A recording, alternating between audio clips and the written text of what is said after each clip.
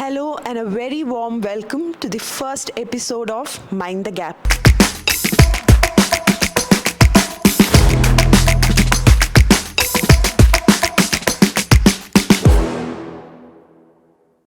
A unique platform, a podcast hosted by Whitefield Global School to start an honest conversation between parents and students, two most important voices of our school community. I am your host and moderator, Dr. Sita Shankar, and I'm really excited to embark on this journey of understanding, empathy, and discussions. Why mind the gap? Because there's a subtle and important difference when it comes to what parents expect and what students experience. We would like to have these small conversations and discussions about social media, challenges in academics, or even the gap in communication that we see. This is our small attempt to bridge the gap between the Generation X and the Gen Alpha. Join us on this interesting journey. And to start off the discussion, I have our panelist here with me today. I have representation from the parent community as well as from the student community. So without much ado, it's my honor to introduce to you all. Mr. Subhash is a well-known software engineer, and he's been in the software field for a long time now, and he has been a part of our school community in various capacities. And Ms. Pratipa is a director of a firm, Santaware Healthcare, and she's also a proud homemaker. We have Ms. Preeta, a computer engineer, also a passionate educator, and Ms. Priya, an accomplished CA and an accountancy lecturer who's helping our students in 11th and 12th grade as well. And my beloved students on my left side, we have Sanvi of grade 10, Bani Singh of grade 10, Dia and Devansh, both of grade 7, who will be joining me in this journey. So what is the topic of today? We are discussing about should social media accounts be made available for our students or teenagers. Can they have social media accounts? It's a very controversial topic, but an interesting one. So let's dive into the discussion. So I would like Ms. Priya to start the conversation. And in your opinion, Priya, what do you think should teenagers do? Should they have a social media account to start off with? Good morning to all. I am very happy to be a part of this discussion. Now, as a mother of 2 kids, I am very much relate to this topic, social media. It is a boon as well as a nuisance, in my personal opinion. Simple incidents. During the COVID time, my daughter, she got hooked into Discord. That was one media, I would say it was a social media or a chat group where she was really into it, and so many things went on that particular media as such. So it became kind of a addiction for her, and it was always a problem per se, in the sense that the moment the classes are going on, they are not focused in the class, but they are busy chatting with their friends as such.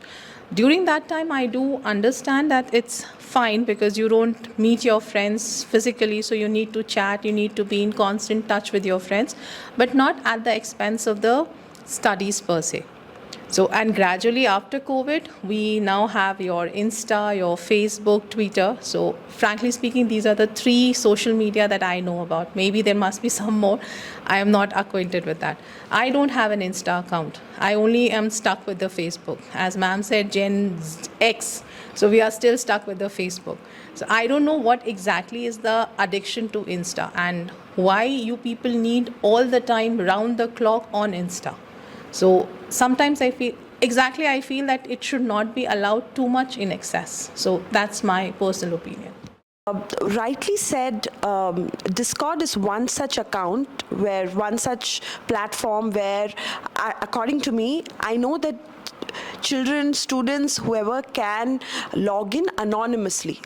They need not give their names or they need not give their identity. So it becomes kind of dangerous safety-wise for our children. So I want to bring in another opinion from the student side. So Bani, what do you think about having a social media account personally? I think that in this generation, having a social media account or having access to social media even at an early age is extremely essential. We have come upon a digital era. Think of it this way. What the development that we had in the past decade is equivalent to the level of development we had in the century before it. And that is mainly due to the digital exposure that we have gotten. So I believe I support social media, as social media does not only include what we would consider distractions in itself. Even if we do mention social media includes, other than YouTube, Instagram and Facebook, it also includes platforms like LinkedIn or Twitter, where you can share your opinion, where you can express yourself to the world, and where you have the exposure to other people around you. Even when we are born and brought up, we are brought up in a specific community. Now imagine I was able to talk to people from a variety of cultures and religions. Recently, Sanvi and I, we both have gone to World Scholars Cup. And there we have gotten exposure to people of other countries in itself. If in case we would not have access to social media, we wouldn't have known how to communicate them, what were their country's specialities, and so forth. Take for India only, for example. India is going on to a digital era where we have transferred from cash to UPI. Now, everybody on their phone, rather than having a 500 note in your pocket, you will have on your phone a Google Pay or PhonePe account. So if India is progressing, if we are going digitally into the monetary sector, then why can't teenagers also progress digitally with it? Valid points, Bani. I really commend the amount of research you have done on this, and we actually hear you, and we understand the importance of social media as such. But as parents or educators, I would like to get in another opinion. Mr. Subhash, if you can enlighten us with your thoughts on this. I'm not against social media. No, all in it's not a blanket yes or no. It's not a black and white. So what you are using and why you are using that, and on what timings. Okay, the thing with social media is that it is designed in a way that it will glue to you on it, and the endless scrolls, or like you shared something, and it is in anticipation of the likes and the sharing and other comments that you are expecting from it, right? These are designed in a way that like you will ask more and more for it, and there is a human evolution path. It will be a long discussion in that way. So it will give you the dopamine, and that you keeps on asking for more and more and more on the same thing. So be clear on the objective. Which platform are you using? Why are you why, and what is the purpose of it, and the timings about it. It should not be available all the time in your mobile. I am against on it. I have a slight hard opinion on this, that it should not be available all the time, all the notification, the likes, etc. You want to use for a purpose, you fix the time and you go for it. You use it, and it should be in a monitored way. It should be in sync with your parents. So be in sync with your parents and use it. There is no problem in there. Thank you, Mr. Subhash. I think somewhere drawing the line, monitoring, supervising becomes very important when it comes to social media. And like you rightly said, we don't have the control on the content that is generated, and it's addictive. once you sit on your phone on Instagram or any other app which has these reels and entertainment, you don't know how time passes, right? So Devansh, what do you think about having a monitored social media account? As Sir said, the dopamine amount can cause dopamine exhaustion. But as long as the time is monitored in social media, there will be no problem for us students to use social media. The social media should also be like in a specific goal. As students, social media should be mainly used for entertainment or for studying. Like in YouTube, you can use it for studying some certain topics or for some time of entertainment so you can remain happy or chat with friends. It's a very, very sane voice that we heard from a student, and where he says that, yes, you have to have social media accounts, but monitored, and then you have a goal and a purpose. But there's a point that Devansh brought out. He said, for education or entertainment. So my question to Ms. Pratipa would be, what would you define as entertainment for children, and what is permissible? According to my point of view, these kids, in a way, it is very helpful for them regarding studies. But then when it comes to entertainment, it's more addictive. I feel these kids are getting detached from their real life activities. They don't go play. They don't interact with their friends who are sitting nearby. They don't do that, actually. It's all about posting your photos, getting your likes, getting comments, getting addicted to that. So that's where it is getting affected much. And moreover, in this present world, there are n number of apps getting introduced each and every day, starting from Insta, Facebook, whatever it is. And there was even a survey done. Like in Insta, it was like before that, the users of the social media, it was like only 90 million of users during 2022. But when then Insta came into picture, and these kids, when they get addicted to Insta, it was like 10 million users just boomed in a couple of years. That is a really scary part. As a parent, I'm really worried about. What are they doing for? What is this Insta for? So this social media, in a way, it is helpful, as well as detaching the kids from real life activities is something we are worried about. So there has to be some balance, and some ground rules has to be followed, not only with the kids, even with the parents. We as well, we have to do that. Because when you're implementing some rules at home, there should be some mutual concern between your kid as well as the parent. You're sticking on to some rules, then speak, okay, even I'm using my mobile just for 1 hour. All of you wrapping it up. Sit for dinner, no phones, no mobiles. That has to be implemented in a way that is very healthy one. So true when you said that we are detaching ourselves from the reality sometimes, and we live in a virtual world. We look at others' pictures that are posted on Instagram or on Snapchat or on Facebook, and we wonder that they are living a better life. Or, as children, you might see a lot of things that are happening on social media, and it might affect the way you look at the world, right? And another very important point that you spoke about is parents and educators walking the talk. So when I say that no social media or monitored social media for my child, I also have to monitor, introspect about my social media usage. So, Dia, what do you think about using social media? I think you are just entering your tweens, and in a couple of years you would be a teenager.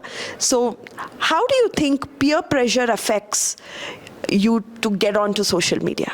As ma'am said, sometimes when we don't feel comfortable, we don't open up. This is where trust comes into play. For example, you're scrolling on social media and you see something that's not appropriate, or someone is threatening you. If you have full trust on your parents, you can open up to them. They can look after you. Is there a pressure that you need to have an account? There's no pressure that we need to have an account, ma'am. We just need to live our own life. We need to know that what we do makes us happy. We don't need to prove it to anyone that we did something, something is important. We just need to make ourselves happy. Thank you so much. I think you have wrapped up the entire thing in one nutshell, right? But we'll bring in Ms. Preeta into the conversation as a mother of a teenager. How much do you think peer influence affects students? I'm going to say peer influence is a big pressure on the children, looking at other children having social media accounts and not able to create an account just because the parent is not allowing me to. They end up taking up wrong steps. I will not tell my parent. I will do it on my own. So these kind of decisions start. That is where I think the trust issue, as she had brought it up, trust issues also fall into place. It is not that they don't trust us. It's just that they are scared. If my parent comes to know, they will scold me. They are over strict with me. That is where they start being secretive, which I feel for the current generation of teenagers, being pretty open with them. It's okay. It's for your own good. Counseling them in a very nice way. Maybe a monitored social account is fine. So on that note, I'm going to make this a little more controversial, Sanvi. Would you like or would you allow your parents to read your chat with your friends because it's monitored? So monitored social media account is going to give access to your parents to read your chat. Will you be okay with it? Now, one thing that I would like to clarify as such is that there is a major difference between control and supervision. And I personally wouldn't mind if my mom knew about my social media accounts or if I shared my accounts with her. Because I believe that's necessary, even important, for a teenager to have a monitored account. Again, because there are different dangers or different contents, explicit contents, they can come across that they shouldn't be coming across. And if your parents are aware of that, they can handle it. So when you're creating a social media account, as we've discussed before, transparency and priority. These are two things that we have to keep in mind at all times. But then if we're coming to the point where parents start looking into a child's chats, I very respectfully would go against that. Because teenagers, they have a stronger sense of privacy than a fully grown adult or a child. So they want their own personal space, and sometimes there are conversations that you want to have with your friends before you can open up to your parents. I think you have very clear thoughts on this. Thank you so much for your thoughts. But I would like any parent to kind of share their thoughts on this aspect of it. You know, how much space is space, and how much of privacy can we allow our teenagers? I mean, I do agree with her idea, because even we were teenagers at some point, and we also would have felt somewhere, why is mom always interfering when I am with my friend? Why does she come into my room? Though we were not in social media, we used to have that feel. Why does my mom come into my room? Why is she checking on me? Are we doing something bad? There has to be a line that I can say, you be with your friend, your privacy is there, I respect your privacy. That is when I feel the trust is built between the parent and the child. Would you involve your parents to control, like she said, I want to use the word, control or supervise whom you talk to and how much you talk to?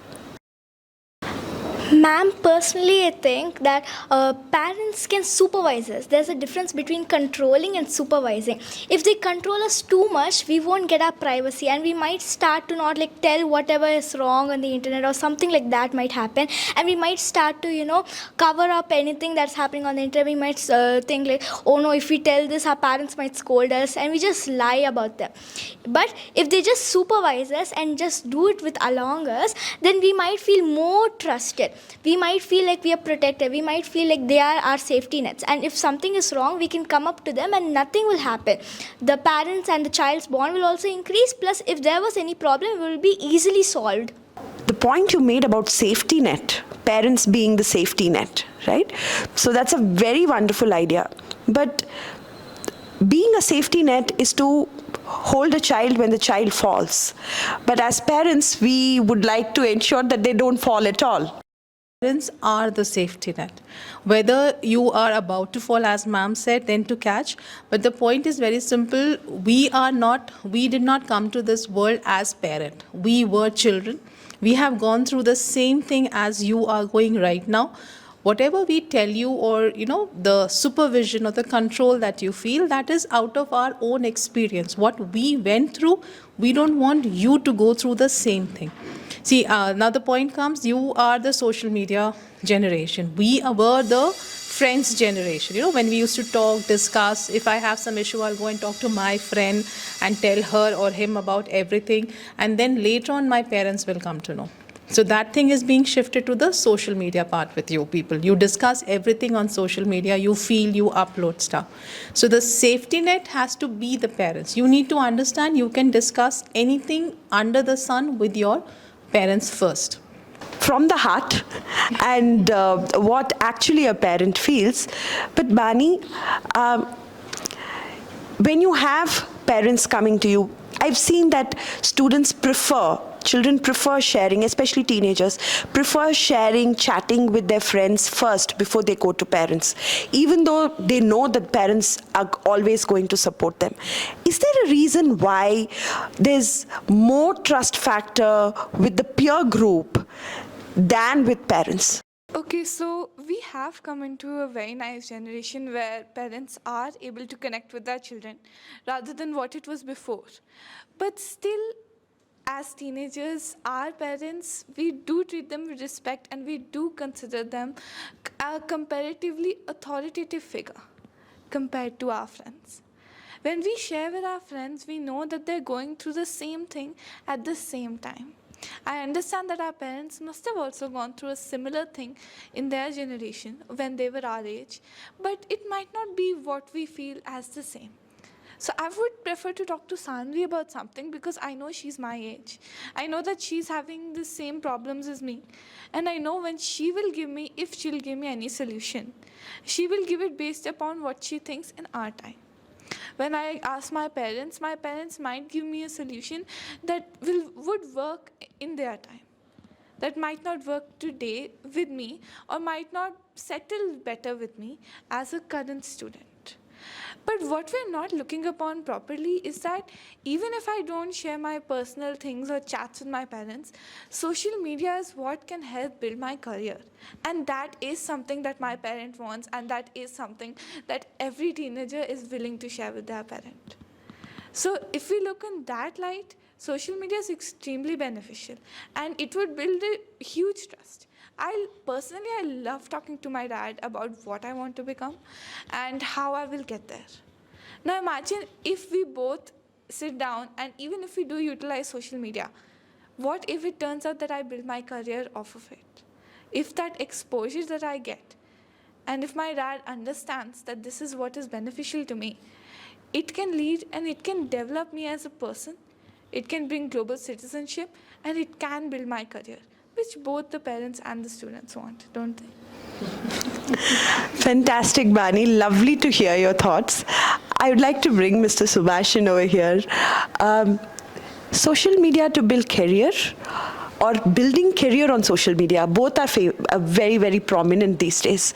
What are your thoughts on it, and how feasible is it to do that? So nowadays what we are seeing is every other person don't get me wrong, every other person want to build the career into social media, right? Being an influencer in this. I have few points to give. Is first to know that what you are using, right? Do not be yourself as a product. You want to build your career there. Use that product is good, no problem there. But do not get swayed away. What is happening is we are becoming the product for the company, okay, for the social media company. So if your objectives are clear, why are you using? Be in sync with your parent, and you can follow your path. There is no problem there. And there was one more point which was getting discussed about reading the charts, etc. and so on. So I'd be concerned if you are talking to strangers, right? Whom you're talking to. If you're talking to your friend, I don't have any concerns. But if you're talking to, like, these days, anybody anonymously, or you have a fake account that you're talking to, so those things are something that I would like to know, that if you are talking to somebody not within your peer group, not within your friends, then who are they and what are you talking to? So this is a point of concern for me, actually. I like the term you used where you said that you build the product, you don't become the product of some other company. That's so true, because these days what we see on social media may not be all true. So I think I'll bring in Devansh over here. And Devansh, how do you know when you get onto social media, what gives you an indication that this is true, or I want to follow this and this may not be true? What are your indicators? How do you gauge that? I say, like, in YouTube, I see a video and it is talking about someone else. It could be facts. Now, I do not know if that is true facts or that is false facts. Now, I will see to my friends. What do my friends believe? What do my parents believe? Okay, and according to that, like, majority wins. I will, according to that, believe. But there's also, like, sometimes you just have this feeling inside you that no, this is wrong. This is not correct, because you know what happened. Maybe you could even be in the video, like, being talked about you, and that hurts a lot. But you can address the hate against you. Like, you have your own freedom to speak. Equivocally spoke about the freedom to express, the freedom to speak, the freedom to post what they want to post, whether it is for their friends or for their own freedom. We see that coming very strongly from the student side. So I would like to bring in Ms. Pratibha over here to understand how much freedom is freedom. Where do we step in? What are our guardrails? True, ma'am. For all the generations, it's our responsibility as a parent to protect our kids. But the generation is been evolving, but as long as the positivity is coming, even the negativity is traveling along. Like earlier and all, it was like when we get upset with some things, we used to say we are upset about something. But these kids don't say that. They say, I'm stressed out, I'm depressed. That's how it is happening. Yeah, those words are all like, we weren't having those in our dictionary. It is like that they speak. So the protection barrier is getting huge. It is, our responsibilities are increasing as generations are growing, actually. We are scared of that. How do we protect them? So the safety measures is there. Monitoring has to be done, according to me. Monitoring, a healthy monitoring. When you speak to your kids, there should be an open talk. The openness has to be there. So as the topic says, the mind gap has to be done with more of openness, trust.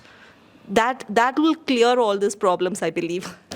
Thank you. I think that's the essence of today's podcast. Sanvi was itching to talk. She wanted to say something. I could make that out. Sanvi, would you want to share something? I am in favor of whatever you said. A monitored account is extremely important for teenagers and children, majorly because we don't have the maturity to realize where to draw the line. And I also agree with Bani's point. She was talking about how it helps us grow our career. And it's not just career. Social media is this vast platform where we can learn a ton of skills. Skills that we might not have access to, or we might not have had access to in the earlier days. I have learned so much just by seeing other people online. I have been inspired to take up something new by seeing people online.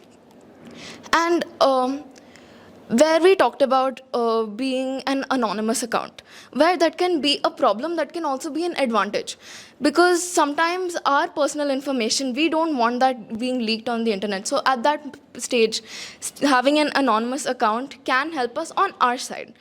But that doesn't negate the fact that we need to be aware of who we're talking to on the other side. And when we're talking about hate or cyberbullying, we have protocols, certain protocols that are listed out in every single social media platform that talks about maintaining a healthy environment, maintaining a safe and positive environment while we're on the internet. And we as users of the of social media or users of the internet should keep that in mind.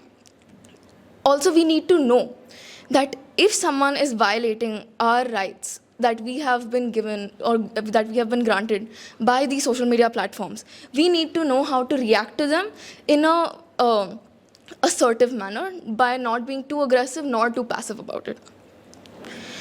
And that, I believe, can be done with our parents' guidance, with support by the grown-up figures around us. And definitely, from what all of us have discussed today, we can draw this conclusion that the internet is this amazing, vast ocean that is of great benefit to us, but there needs to be a line that needs to be drawn. So I just want to take a closing statement from all of you about how can we ensure a safe place for our children on the internet, whether social media or not. So what would be your thoughts? Let's start with the students. Devansh. We can let our parents supervise our accounts, but to a certain level, because I've been wanting to say this a lot, that according to Article 13, 17 and 21, the Supreme Court addresses privacy to all ages. So there is a certain level. Parents cannot intrude in between. There's a student's line or where they allow their parents to supervise until where they do not. So yeah, supervising is important, and we need to keep mind of any strangers because they might try to gain our trust and use it to their own gain or advantage. Ma'am, certainly yes. Like, we can share whatever we want in social media, but if we do receive hate comments, there are many steps in the social media which we can do to protect ourselves. For example, using strong passwords, enabling two-factor authentication, like these, ma'am. Bani. Even my opinion coincides with my friends here. But what I would like to add on is about cybersecurity. Even though we do consider it a problem, the solution is not to ban social media. The solution is to educate us on how to handle it. And that is what I would like to, what we students would like to promote, and that is what our school is doing, which we are extremely thankful for. That rather than banning it entirely, we deserve to know how to deal with it so that even in our real life situations, we know how to deal with such threats or how to handle ourselves in such situations. To conclude my own statement, social media is an enriching platform. We cannot disagree on that because everything has its pros and cons. It is an innovation. Take, for example, fire. Fire in the beginning must have burned down forests, must have burned down communities. But today, from that fire, we have developed a variety of cuisines, each on different temperatures. Think of it that way. So what I want to do and what as teenagers and students we want is that we can also develop social media to such an advancement where everybody can be benefited and we can bring about real change in the world. Thank you. Sandy. Again, I totally agree with what my peers have already mentioned, and it's quite refreshing to see your point of view as well. And that has educated me, that has taught me today that everyone has their own perspective. While we want our privacy, you want our safety. And as students, or as children, we need to respect your concerns. And social media, being this vast platform, has benefited all of us, and it will continue to benefit us. And as it is in its developing stage, I believe by the time we are adults, we will be living in a more safer world. Although virtual, it will be safer. But listening to them, to the teenagers, I came to a very simple conclusion that parent and child, you need to have this much of a trust built among ourselves that there should be a point where you should be able to say that, Mama, just listen to me. I don't want solution from you. I want somebody to hear me out. That's it. So I feel that social media is good, but in a simple, curated, controlled, and a safe environment. You feel something is wrong, come back to us. Never hide anything from your parents. That's the only request to everyone. I'm adding on to Priya ma'am's point. Social media is a developing platform, so I would suggest that they have a monitored account, yes. But if they feel that there is some red flag, they shouldn't hesitate to come back to the parents feeling that they might not understand us. I understand that they feel better talking to a peer who is of the same age. They understand better. But then they also have to keep in mind that the parents do understand much better. So some point, it's okay, share with your friends first, it's okay. Plus, please come back to us also. Glad to hear these kids, their opinions, their mind openly talking about it. To me, adding to it is like, let them realize one thing is that parents are here as a good listeners. So we are ready to listen to everything you feel, and whatever you want, you can share. We are here for you. So as long as we are being a good listeners and they can openly talk to us, I don't think there much of supervision or anything being required. So that bonding will create all this or solve all these problems, I believe. The open it is, the better it is. And will not get into the privacy, but the things shall be monitored. Okay, so that's what my point is. Thank you so much, panelists, for today's inaugural podcast of Mind the Gap. I would like to conclude and put things into perspective by saying that, like Buddha says, walk the middle path. It's never the extremes. So we look at taking your opinions and also adding our safety measures and taking it forward. And as a school, I think it's very important for our children to be aware of digital citizenship, how important it is to be safe, awareness about cybersecurity, and what to do in case of any eventuality.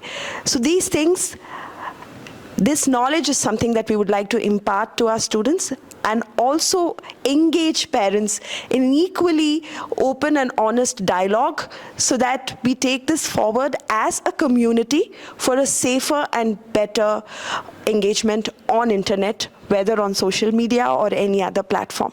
Thank you so much for coming today and making this a success. So until next time, we'll be back with another topic. Until then, mind the gap. Thank you.